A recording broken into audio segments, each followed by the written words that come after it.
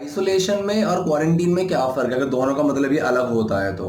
Pandemic और epidemic में क्या फ़र्क है अगर दोनों का मतलब ही महामारी से होता है तो? ये कुछ कन्फ्यूजन्स हैं जो आजकल चल रही हैं और ये वर्ड्स वो हैं जो आजकल लोग बहुत सुन रहे हैं, तो इनका मतलब आपको पता होने चाहिए, इनके डिफरेंसेस आपको पता होने चाहिए। तो इसलिए मैंने आपको ये वीडियो बनाई है क्योंकि मेरे कुछ फ्रेंड्स ने मुझसे मीनिंग का डिफरेंस पूछा, तो मुझे लगा आपको भी पता होनी चाहिए ये चीज़ें।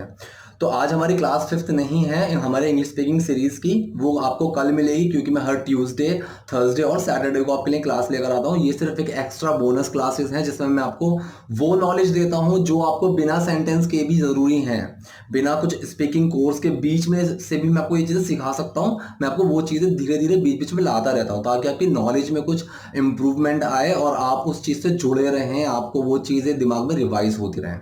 तो चलिए शुरू करते हैं आज की वीडियो। पहला मेरे पास वर्ड है हिपोक्रेसी। ये बहुत सुनने में आ रहा है कि हिपोक्रेसी की भी सीमा होती है, बहुत मीम्स भी बन रहे हैं इस चीज़ के ऊपर। तो हिपोक्रेसी का बेसिकली मतलब होता है पाखंड, ठीक है, ढोंग, पाखंड। तो ये चीज़ इस चीज़ का मतलब होता है हिपोक्रेसी।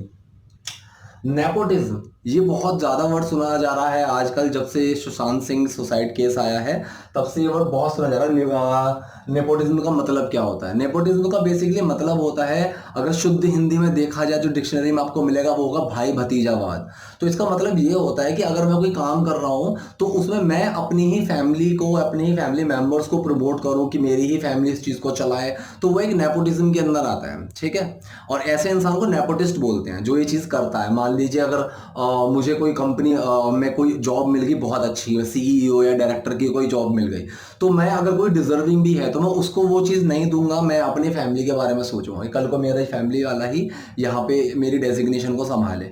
तो वो चीज़ आती है नेपोटिज्म के अंदर। बॉलीवुड में भी जो इस चीज़ के ऊपर बात हो रही है वो यही हो रही है कि अगर डायरेक्टर प्रोड्यूसर्स हैं तो वो उन लोगों को काम दे रहे हैं जिनके जो ऑलरेडी सुपरस्टार थे लोग, उनके बच्चों को काम दिया जा रहा है, तो ये उनकी फैमिली ही इस बिजनेस को चला रही है, यहाँ भाई भतीजावाद चल रहा है, तो नेपोटिज्म उसके अंदर आता है और ऐसे लोगों को नेपोटिस्ट बोलते हैं, ठीक है। तो ये हो गया दूसरा वर्ड। तीसरा वर्ड है हमारे पास क्वारंटीन। अब मैं क्वारंटीन और आइसोलेशन को एक साथ समझाना चाहता हूं आपको।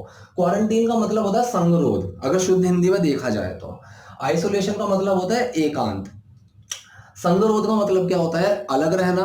एकांत का मतलब भी होता है अलग रहना, ठीक है। तो दोनों में फर्क क्या है? क्वारंटीन हम उस इंसान को कर सकते हैं जो इंसान, या फिर मैं खुद भी अगर होता हूँ, सेल्फ क्वारंटीन होता हूँ, तो अगर मैं खुद ही अलग हो रहा हूँ, खुद ही एकांत में रह रहा हूँ और मैं बीमार हूँ, ये वर्ड है, मैं खुद अलग हो रहा हूँ और मैं बीमार हूँ, अगर मैं खुद ही अलग हो रहा हूँ और मैं बीमार हूँ तो वो होगा सेल्फ क्वारंटीन। अगर मुझे अलग रखा गया है और मैं बीमार हूँ तो वो होगा क्वारंटीन।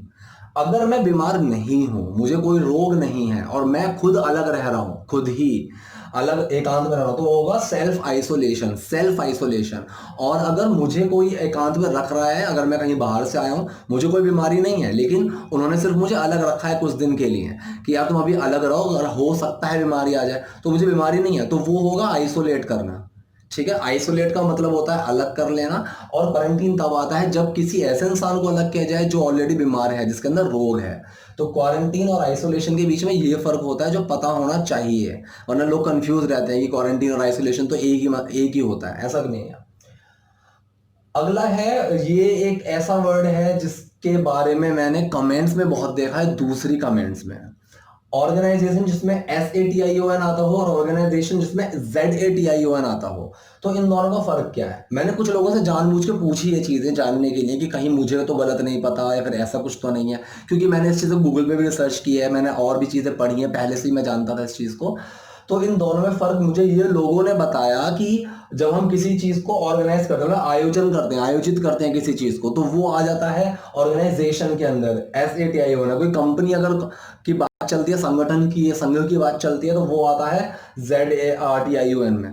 तो ऐसा नहीं है। ऑर्गेनाइजेशन और ऑर्गेनाइजेशन दोनों में ही अगर S और Z लग भी रहा है अलग अलग, लेकिन मतलब दोनों के सेम है। फर्क क्या है? ये अमेरिकन है और ये ब्रिटिश है। SATION अमेरिकन है, ZATION ब्रिटिश है। तो इसीलिए लोग इसमें कंफ्यूज रहते हैं कि ZATION लगाऊं कि SATION लगाऊं। आप प्रिडिक्शन ऑप्शन अपने फोन में ऑन करो और सिर्फ ऑर्गेनाइज S तक लिख के देखो, दो ऑप्शन दिखा देगा खुद ही, ZATION और SATION दोनों दिखा देगा, क्योंकि दोनों सही है, ठीक है, क्योंकि दोनों सही हैं। तो इनका मतलब बेसिकली होता है या तो कोई चीज का आयोजन करना, आयोजित करना, कोई संगठन संस्थान मतलब कि कोई भी तरीके की एनजीओ किसी भी तरीके वो एक ऑर्गेनाइजेशन में ही आते हैं। ठीक है। बिजनेस ऑर्गेनाइजेशन मतलब कोई भी जहाँ पे लोग बिजनेस करते हैं वो संस्थान वो बिजनेस ऑर्गेनाइजेशन हो गई, जहाँ एनजीओ का वो एनजीओ ऑर्गेनाइजेशन हो गई। मैं अगर खुद ही कुछ प्राइवेट करूँ तो मेरी प्राइवेट ऑर्गेनाइजेशन है। ठीक है। संगठन का बेसिकली मतलब होता है जहाँ पे कुछ लोग मिलके काम कर रहे हैं, उनका एक संगठन काम कर रहा है, तो वो होता है ऑर्गेनाइजेशन। दूसरा है भाई एपिडेमिक और पैंडेमिक, दोनों के मतलब ही महामारी से होते हैं।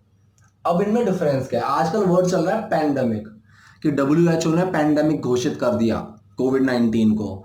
एपिडेमिक पहले था, अब पैंडेमिक है, तो इसमें फर्क क्या है एपिडेमिक और पैंडेमिक में?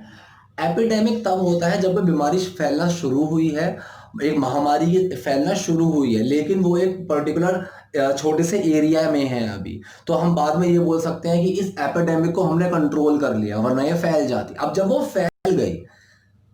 फैल गई, एपिडेमिक तो तब थी जब हम कंट्रोल कर सकते, जब हमने कंट्रोल कर लिया छोटे से लेवल पे फैल के, लेकिन जब वो फैल गई पूरी दुनिया में, अब वो एक पैंडेमिक घोषित हो चुकी है। अब ये पूरी दुनिया में महामारी है। ठीक है। तो पैंडेमिक का बेसिकली मतलब यही होता है कि सारे में फैली हुई महामारी, और एपिडेमिक का मतलब होता है एक छोटे से एरिया में फैली हुई महामारी। दोनों का मतलब महामारी से ही होता है। पैंडेमिक ओवरऑल पूरी दुनिया में फैली हुई महामारी, एपिडेमिक जो एक छोटे एरिया में ही फैली हुई है महामारी है वो भी। ठीक है। तो ये है आज के वर्ड्स, मैं एक बार रिवाइज करा देता हूँ आप लोगों को। हिपोक्रेसी पाखंड, नेपोटिज्म भाई भतीजावाद, और क्वारंटीन बीमार को अलग रखना, आइसोलेट अलग रखना लेकिन वो बीमार नहीं है। ऑर्गेनाइजेशन दोनों सेम है। SEATION अमेरिकन है, ZETION ब्रिटिश है। मतलब होता है कोई चीज का आयोजन करना या फिर कोई भी संगठन। एपिडेमिक एक छोटे लेवल पे फैली हुई महामारी, पैंडेमिक बड़े लेवल पे पूरी दुनिया में फैली हुई महामारी। तो ये थी आज की वीडियो जो आप लोगों को बताना चाहता था। अगर आप नए हैं चैनल पे तो सब्सक्राइब कीजिएगा, वीडियो पसंद है तो लाइक कीजिएगा। Thank you.